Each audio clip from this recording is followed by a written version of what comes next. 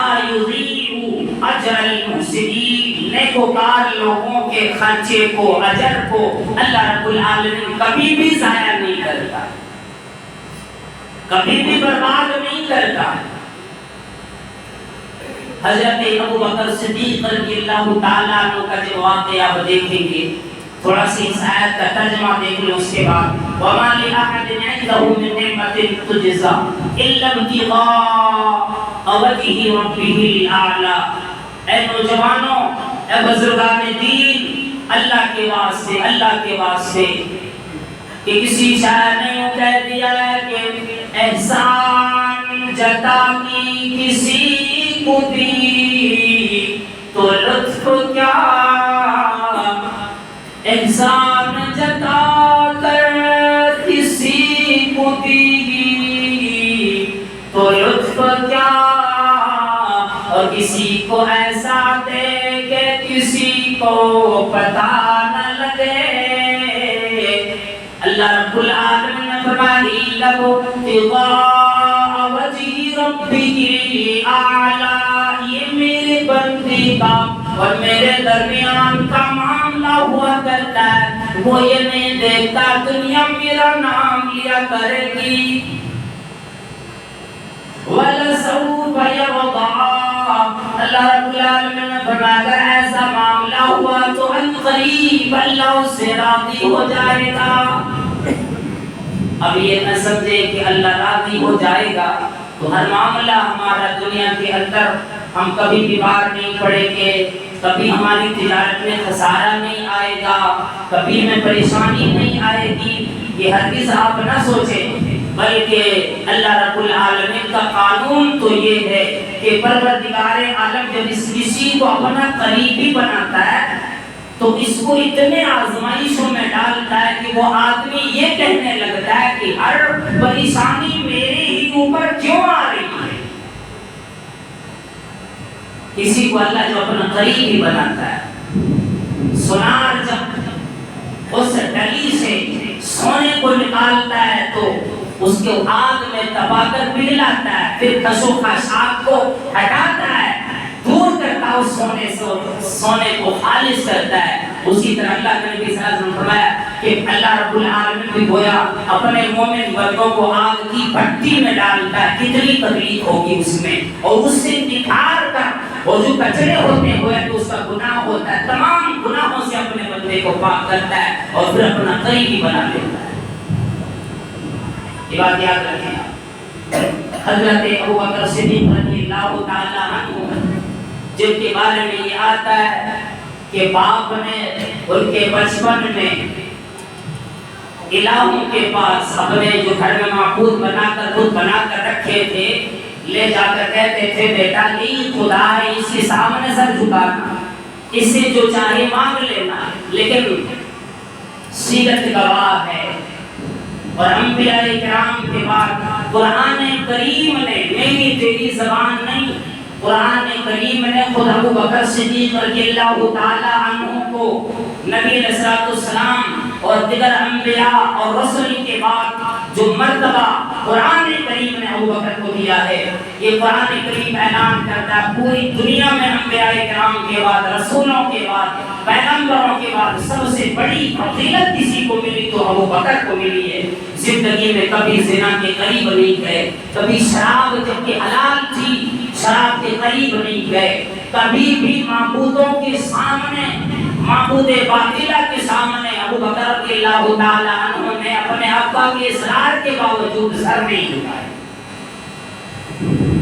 ایک بار لے جا کر چھوڑ دیے، پھر ابو بکر رضی اللہ تعالیٰ عنہ سے پوچھ لگی کہ ابا تو آپ کے پاس چھوڑ کر چلے گئے اور تجھے معبود مانتا ہے، مجھے کھانا دو۔ اس معبود سے ابو بکر رضی اللہ تعالیٰ عنہ کہتے مجھے کھانا لاؤ، کھانا کھلاؤ مجھے۔ اب وہ مورتی کیا معلوم، مٹی جیسی کہ تیسی کھڑی ہے۔ اب دیکھیں نا، اگر اس کی آنکھ کھلی بنایا ہے تو آنکھ کھلی رہ جائے گی، چاہے چھرا مار دو، انگلیاں مار دو، اس کی آنکھ بند کیسے ہوگی، ہے تو مٹی ہوگی۔ تصویر دیواروں پہ بنا لیں گے، اس کو ماریں گے، خون نکلے گا کبھی؟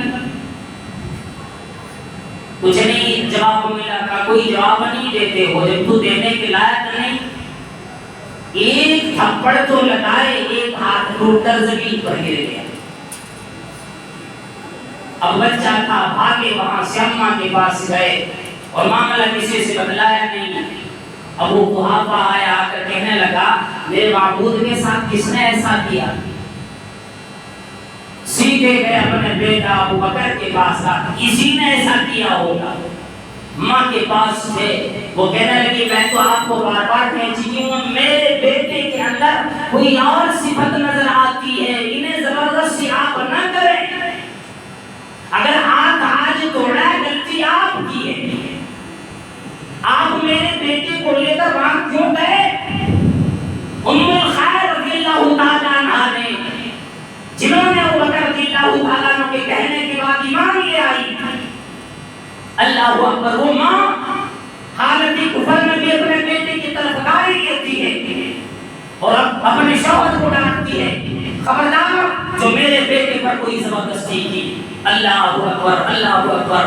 ابو بکر رضی اللہ تعالیٰ عنہ کی مدد تو یہ ماں کے ذریعے سے ہوئی۔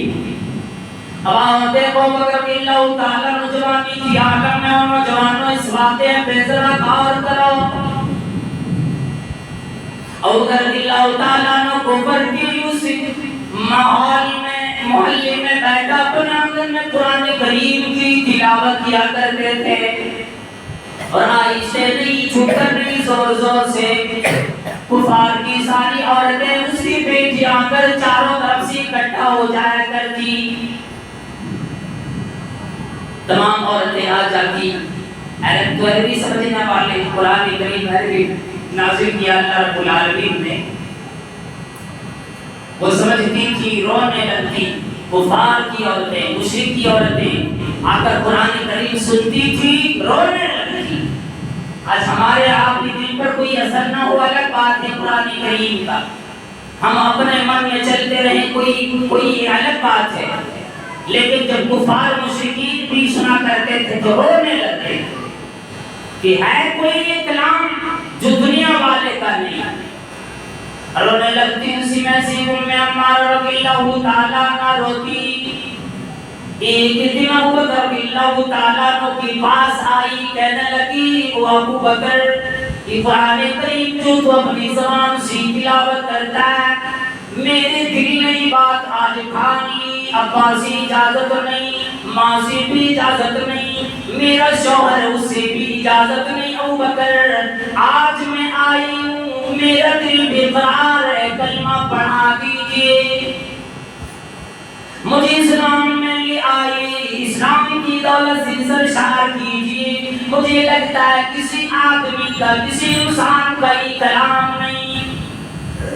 کلمہ پڑھا دیے، گھر میں جا کر چپکے چپکے نماز پڑھتی تھی۔ اماں کو ایک دن پتہ لگ گیا، منع کیا، نہیں مانی، کہنے لگی ابا کو بتا دوں گا، کہنے لگی اماں کوئی بات نہیں، اب مجھے ڈر نہیں لگتا، ساری چیزیں لٹا کر تمہیں آئی ہوں، یہ پہلے میں نے سوچ لی تھی کہ جب یہ دین کے کام میں آؤں گی تکلیف مجھے لگے گی۔ اور نوجوانوں، اگر آپ یہ سمجھتے ہو کہ دین کی راہ میں ذرے کے برابر، دیکھیں دین کی تبلیغ کرنا، اگر کسی عالم کی آپ نے دین کی تبلیغ میں مدد کر دی، گویا کہ آپ بھی دین کی تبلیغ میں شامل ہیں۔ یہ نہیں ہے کہ صرف عالم، ہاں لیکن یہ الگ بات ہے کہ آپ اگر یہ چاہیے نہیں میں اٹھا درس دینے لگوں تو نہیں، یہ بھی منع ہے۔ 16 صفات بتلائے گئے کہ آپ کے اندر وہ کیفیتیں پہلے آ جانی چاہیے، اگر وہ چیزیں نہیں تو آپ عالموں کا ساتھ دیں۔ کب ساتھ دیں؟ جب وہ عالم دین کا کام کرنے والا ہو، اور اگر دین کا کام نہ کرے تو پھر اس کا ساتھ آپ نہ، یہ بھی بات ہے، اس کی بات نہ مانتی۔ کوئی آدمی دیکھتا ہے، ذرا بیک گراؤنڈ دیکھ لو نا، پہلے کیسے تھے دیکھو، اس کا خاندان دیکھو، اللہ اکبر، پیغمبر کا خاندان دیکھو، نبی علیہ السلام کفر کی حالت میں تکلیف جو دی، نبی کی بات میں کون مانتے؟ میں یہ کہتا ہوں اگر میرا سامنا ہے مجھے دیکھ، خاندان سے کیا ضرورت پڑی؟ اگر کسی آدمی کو تبلیغ کی توفیق رب کریم نے دی، ساتھ حصہ دے، انشاءاللہ اجر اللہ رب العالمین عطا کرے گا۔ دنیا بھر ولا یخافون لومۃ لائم، قرآن اور یہ دیندار لوگ جب دین کا کام کرتے ہیں کسی کی ملامت کرنے والے کی ملامت سے نہیں ڈرتے، خوف نہیں کھاتے کہ کون کیا کہے گا، کس کی نظر کیسے اٹھے گی۔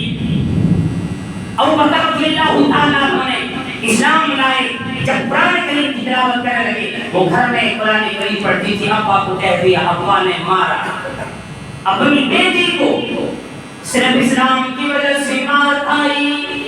اور نوجوان اور بزرگان دین جو صرف یہ سمجھ بیٹھا ہے کہ صرف نماز ادا کروں جنت مل جائے گی، اللہ کی قسم کھا کر میں کہتا ہوں اگر جنت اتنی بھی سستی ہوتی، صحابہ کرام کی، صحابیات کی عورتوں کی چمڑیاں ادھیڑی نہ جاتی، انہیں دن دہاڑے باندھ کر تپشی زمین پر کمروں پہ نہ گھسیٹا جاتا، ان کو گلے میں پتے ڈال کر پھانسی پہ نہ لٹکایا جاتا، ان کے پیروں میں کانٹے زندہ نہ چبھائے جاتے، سینے پہ بڑے بڑی چٹانیں نہ رکھی جاتی، صرف نماز پڑھتے ہی نہ سوچو مجھے جنت مل جائے گی، نماز بھی اللہ رب العالمین کا حق ہے، پھر تمام لوگوں کے جو حقوق ادا کرنے کی ذمہ داری رب کریم نے دی، آؤ سمجھو ادا کرو، پھر جب موت آئے گی سینے آئے گی کسی کی پرواہ نہ کر، دعا تو یہ کرو اے اللہ موت آئے تبلیغ دین کرتے کرتے آئے یا نماز کی حالت میں آئے، یا اللہ یہ موت آئے تو مدینے میں آئے یا مکے میں آئے۔ ابا نے مارا، بات نہ مانی، شوہر کو پتہ لگا طلاق دے دی فوراً، اور عورتوں کے لیے آپ جانتے ہوں گے ماں بہن سمجھتی ہوگی سب سے نازک جو مرحلہ ہوتا ہے یہ مرحلہ ہوتا ہے کہ اس کے سر کا تاج اٹھا کر پھینک دیا جائے، اپنا شوہر طلاق دے دے۔ اسی کی بات اس میں کفار مکہ نے فیصلہ کیا ابو بکر کو گھر سے نکال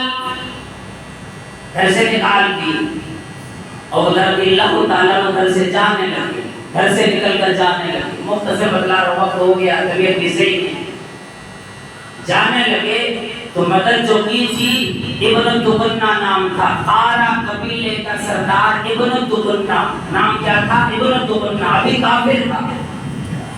ابو بکر کو پوچھے کس مقام پر، پوچھے ایک مقام جس کا نام اس کے اندر وعد بتلایا، برق الغماد ایک مقام ہے مکے میں۔ پوچھا ابو بکر این ترید، کہاں جا رہے ہو؟ کہا کہ مکہ چھوڑ کر میں کسی اور جگہ جا رہا ہوں تاکہ میں اللہ کی عبادت کر سکوں، ہجرت کر رہا ہوں، چھوڑ رہا ہوں۔ کیوں؟ کہ یہاں کے لوگ اللہ کی عبادت کرنے نہیں دیتے۔ تو انہوں نے چار جو صفات بتلائی کہ یا ابا بکر فَإِنَّ مِثْلَكَ لَا يَخْرُجُ وَلَا يُخْرَجُ، یہ بخاری شریف کی روایت ہے۔